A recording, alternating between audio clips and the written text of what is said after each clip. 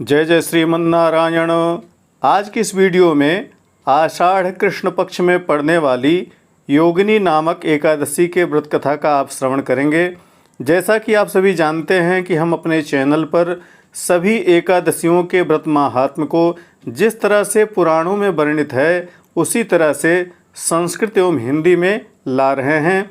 इसी के क्रम में आषाढ़ कृष्ण पक्ष में पड़ने वाली योगिनी नामक एकादशी के व्रत महात्म्य की कथा आप इस वीडियो में सुनेंगे। वीडियो पूरा देखिएगा, अन्य लोगों को शेयर करना मत भूलिएगा। आइए इस कथा का श्रवण करते हैं। ओम नमो भगवते वासुदेवाय। युधिष्ठिर उवाच ज्येष्ठ शुक्ले निर्जलाया माहात्म्यं वै श्रुतं मया। आषाढ़ कृष्ण पक्षे तुम किं नाम एकादशी भवेत् कथयस्व प्रसादेन ममाग्रे मधुसूदन। युधिष्ठिर बोले, हे महाराज, ज्येष्ठ के शुक्ल पक्ष की निर्जला एकादशी का महात्म्य मैंने सुना। आषाढ़ कृष्ण पक्ष की एकादशी का क्या नाम होता है? हे मधुसूदन, आप मेरी प्रसन्नता के लिए मुझे बतलाइए।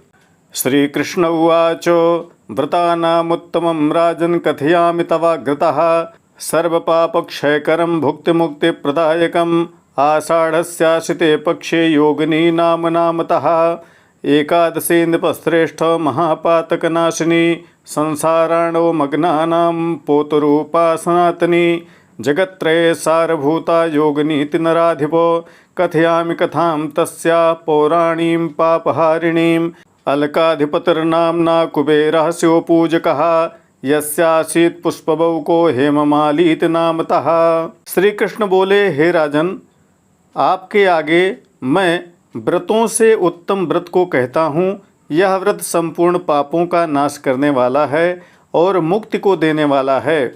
आषाढ़ के कृष्ण पक्ष में योगिनी नाम की एकादशी होती है। हे नृपश्रेष्ठ, यह एकादशी महापातकों का नाश करने वाली होती है और संसार समुद्र में डूबे हुए मनुष्यों को पार करने वाली सनातन नौका स्वरूप होती है। हे नराधिप, तीनों लोकों में यह योगिनी सारभूत है। इसकी पुराणों में जो पाप को हरने वाली कथा है उसे मैं कहता हूँ। अलकापुरी के स्वामी कुबेर शिव के पूजक थे। उनके पूजन के लिए फूलों को लाने वाला हेममाली नाम का एक यक्ष था। उसकी स्वरूपवती स्त्री का नाम विशालाक्षी था।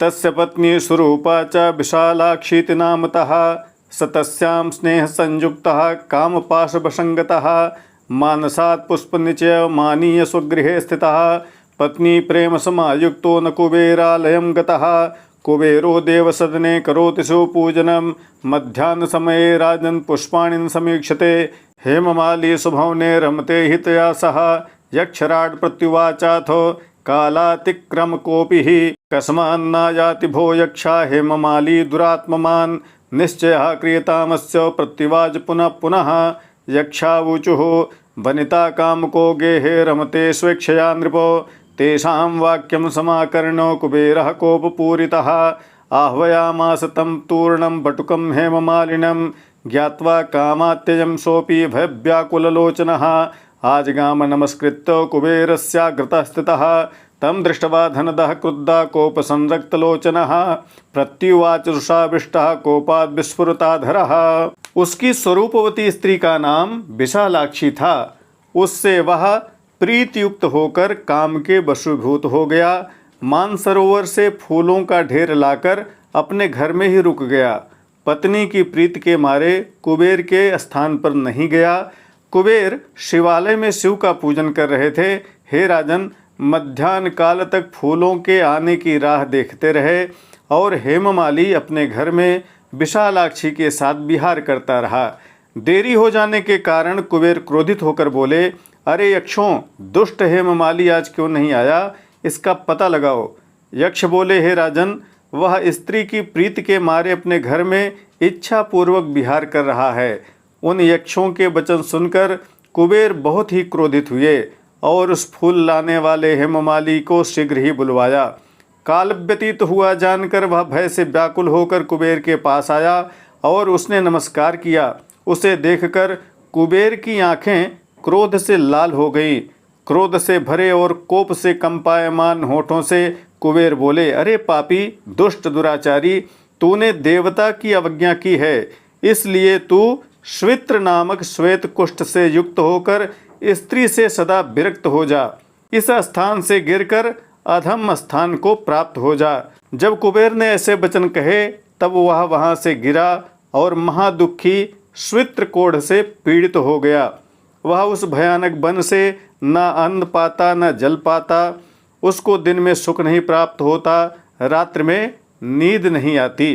धनद उवाचो रे पाप दुष्ट दुर्वृत्त कृतावान देवहेलनम अतो भव श्वित्रयुक्तो युक्तः कांतया सदा अस्मात् स्थानपध्वस्तो गच्छ स्थानमथाधमम् इत्युक्ते वचने तेन तस्मात् स्थानात् पपात सः महादुःखा विभूतश्च कुष्ठपीडित विग्रहः न वै तोयं न भक्ष्यं च वने रौद्रे लभत्यसौ न सुखं दिवसे तस्य न निद्रां लभते निशि छायाजां पीडित तनुर्निदाघ्रेत्यन्त पीडितः शिव पूजा प्रभावेण स्मृतिस्तस्य न लुप्यते पातकेनाविभूतोऽपि कर्म पूर्वमनुस्मरन् भ्रममाणस्ततो गच्छोद्धि मार्द्रिं पर्वतोत्तमं तत्रापश्यन् मुनिवरं मार्कण्डेयं तपोनिधिं तस्यायुर्विद्यते राजन् ब्रह्मणो दिन सप्तकम्।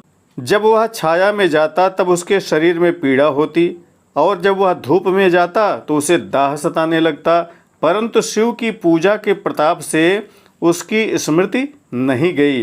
पापों के बोझ से दबा रहने पर भी उसको पहले के कर्म का स्मरण रहा। फिर वह घूमता घूमता जब पर्वतों में उत्तम हिमालय पर्वत पर गया, वहाँ मुनियों में श्रेष्ठ जो तपोनिधि मार्कंडेय ऋषि हैं उनको देखा। मार्कंडेय मुनि की आयु ब्रह्मा के 7 दिन की थी। आश्रमं सगतस्तस्य ऋषेर्ब्रह्म सदा समं बबंदे चरणौ तस्य दूरतः पापकर्म कृत मार्कंडेयो मुनिवरो दृष्ट्वा तं कुष्ठिनं तदा परोपकरणार्थाय समाहूयेदमब्रवीत्। मार्कंडेय उवाचो कस्मात् कुष्ठाविभूतस्त्वं कुतो निन्द्यतरो ह्यसि इत्युक्ता प्रत्युवाचाथ मार्कंडेयेन धीमता। हेममाल्य उवाचो यक्षराजस्यानुचरो हेममालिति नामतः मानसात् पुष्पनिचय मानीय प्रत्यहं मुने शिवपूजन बेलायां कुबेराय समर्पये एकस्मिन् दिवसे काललोपस्य विहितो मजा पत्नी सौख्य प्रसक्तेन काम व्याकुल चेतसा ततः क्रुद्धेन सप्तोऽहं राजराजेन वै मुने कुष्ठाविभूता संजातो वियुक्तः कांतया सह अधुना तव सानिध्यं प्राप्तोस्मि शुभ कर्मणा। ब्रह्म सभा के समान जो ऋषि का आश्रम था वह उसमें गया। उस पाप कर्म करने वाले ने दूर से उनके चरणों में नमस्कार किया। तब मार्कंडेय मुनि ने उस कोढ़ी को देखकर दयावश उसे बुलाकर बोले, तुम्हें कुष्ठ किस लिए हो गया और तुम किस लिए इस निंदित पद को प्राप्त हो गया है। मार्कंडेय मुनि द्वारा ऐसा कहे जाने पर वह यक्ष बोला, मैं हेममाली हूँ। हे मुनिराज, मैं कुबेर का सेवक हूँ। मेरा नाम हेममाली है। मैं प्रतिदिन मानसरोवर से पुष्पों का समूह लाकर शिव के पूजन के समय कुबेर को देता था। एक दिन मैंने काल लोभ किया, अर्थात मुझे देर हो गई फूल लाने में। स्त्री के सुख में लगा हुआ मैं काम से व्याकुल हो गया। हे मुने, उससे क्रोधित होकर कुबेर ने मुझे श्राप दिया है।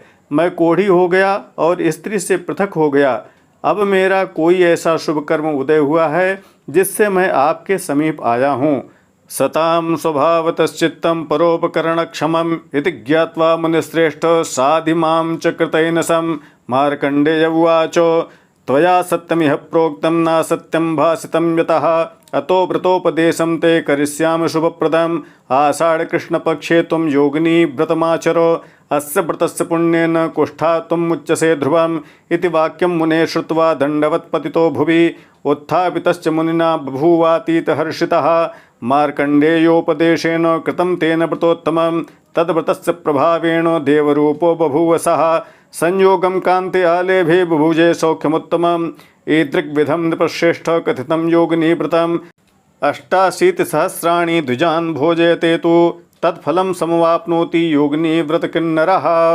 सज्जन का चित्त स्वभाव ही से पराय उपकार में समर्थ होता है। हे मुनिश्रेष्ठ, मुझ पापी को शिक्षा दीजिए। मार्कंडेय बोले, तुमने सच कहा, झूठ बिल्कुल नहीं कहा।